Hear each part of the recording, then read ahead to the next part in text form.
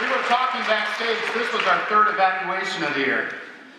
And Izza wasn't here to tell all you to leave this time, so I guess that was good. I got home last Sunday night from New York City, and I was sitting around trying to think of a topic of failure. And I think we've all had failure, and I was having a very difficult time coming up with what I was going to talk about. And my wife started rattling off all my failures faster than they were calling fouls in New York City.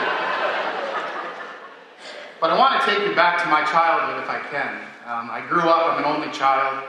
I grew up on Lake Huron, over by Port Huron. And as a child, I thought I had the perfect life.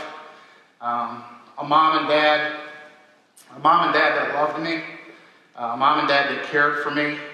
And one day I came home from school, and my mother was sitting at the kitchen table, and she was crying. My dad left. I don't hold it against him. We developed a good relationship. But rather than comfort my mother, I ran. I got on my bike, and I ran as fast as I could away from the house. I failed in not providing comfort to a woman who was in a lot of pain. In many ways, I feel like I've been running ever since. And I think it's something that so many of us do.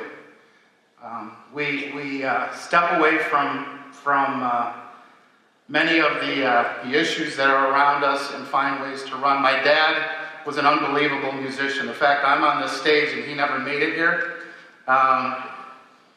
It's quite ironic. But he asked me to join a choir.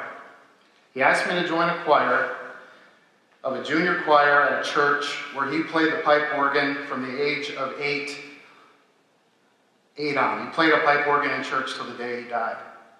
And I went to the choir, I started to sing, and the choir director looked at me and said, "How about if you just move your mouth?" It was funny, and yet I was crushed, I was devastated, because I felt like I failed my dad. I felt like I couldn't do something that would make him proud. And I ran, and I don't think I've stopped running. It's, that day I left, the day my dad, I suppose I'm supposed to stay on the spotlight, I'm failing again. The day I left is one day that I'll never remember, and as I go through life, I kind of go back to the thought of nobody's there. And it sort of has spurred many of the successes that I feel like we've had here at Michigan State. It's creating activities, creating events that are special, that are unique, trying for something better than the thing before, for fear that people won't come if you don't. My dad, we didn't talk for 2 years. And one of the defining moments that brought us together was when I was fortunate enough to get a job in intercollegiate athletics. I was running a basketball tournament in Salt Lake City, and I asked my dad to come out and visit me and see what I did, hoping to make him proud. In that visit, an athletic director from Brigham Young University had arranged for my dad and I to sit at the Mormon Tabernacle Choir and listen to the choir practice, a concert for two people. A concert because of a basketball tournament of music that could join two people together who hadn't talked for 2 years into an amazing situation. And as we sat there, at the end of this rehearsal, the director of the Mormon Tabernacle Choir asked my dad to come to the stage and play the pipe organ. And the tears in his eyes, the tears in my eyes, to watch him do that and to reconnect in a way that wasn't artificial but was real, was quite amazing. As you go through the special events that we've done at Michigan State, the Cold War, the basketball, the others, there's always been a fear of failure. And frankly, I fail every day. Every day I go to work, there's something that I do. Every day I go home, there's something I do to fail people that I love.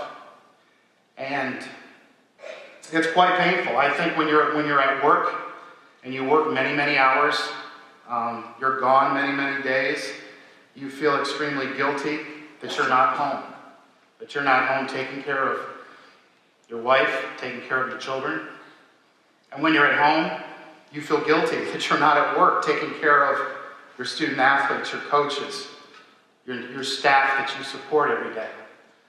And that guilt drives a sense of fear of you should be somewhere where you're not constantly. I think we all feel it.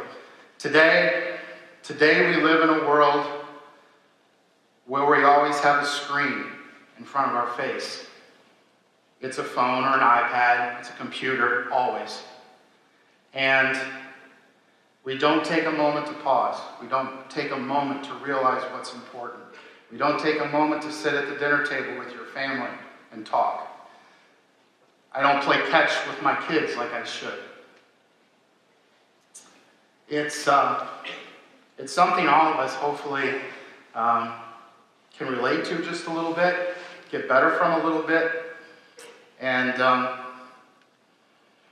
every day I try, and every day I fail. But it's a question I think all of us have to ask constantly. Do you love enough? Do you care enough? Where is that connection? I haven't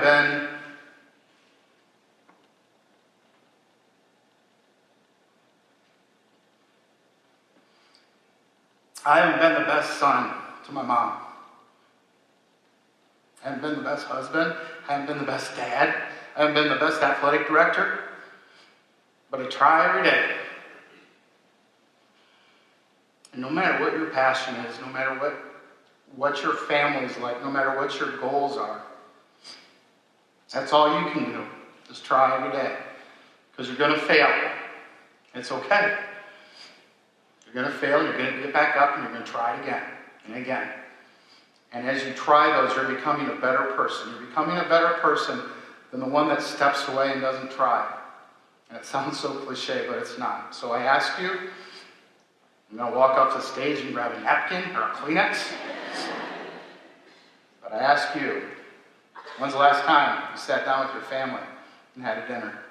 When's the last time you gave a hug? When's the last time you told your mom or dad that you love them?